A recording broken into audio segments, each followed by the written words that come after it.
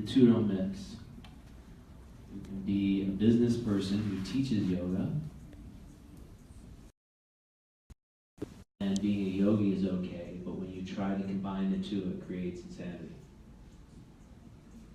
Because it starts to involve the ego. And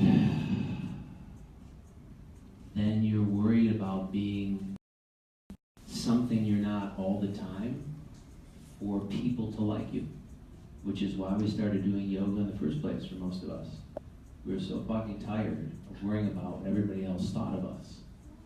So terribly afflicted by our own issues with ourselves and our discomfort in our own skin, that yoga offered a peace, even if it was just for an hour in a yoga mat.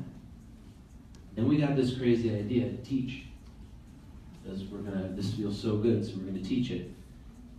Unassumingly, blissfully unaware that as soon as we had that thought, we started externalizing a practice that's internal. And so you become a yoga teacher that's not a student anymore. Because all you're worried about is writing down shit I say so you can say it, or music I'm playing so you can play it, or a flow that I'm doing. Now that's not wrong, that's okay, to a certain degree. But you don't have that devotional piece, that humility. And when I say you don't, I'm talking about myself, everybody. It's not to single anybody else. Some of you are already like, Jesus, this guy's getting offended. He doesn't even know what. It's just general.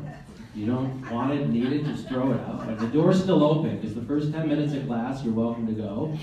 As soon as you realize who you signed up to hang out with and what you're doing here. That's why we keep it open. I just started telling people, keep the door open. So people can just, namaste. So, I'm saying this though, because there's so many yoga teachers, this is what I'm noticing. And we're so lucky to be able to get away with being in a profession in which we really don't know anything about the actual information that we're giving off. And we don't actually apply it in so many areas of our life. So there's such an incongruence, and that's okay. We have to make that okay. Otherwise, I can't be up here talking.